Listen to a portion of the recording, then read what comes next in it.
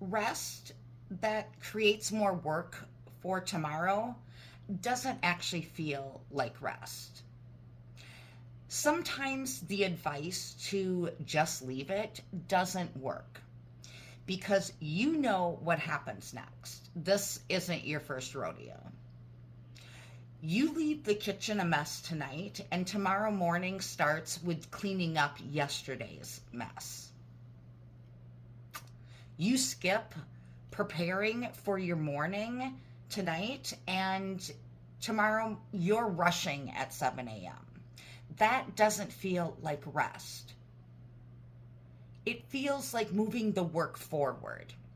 So don't ask yourself, what can I ignore? Ask, what can I do tonight that will genuinely make tomorrow easier? Putting the coffee pot on delayed brew so it's ready for you in the morning.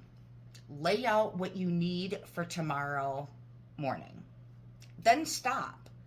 The goal isn't to leave everything undone. The goal is to stop doing things tonight that tomorrow doesn't actually require from you.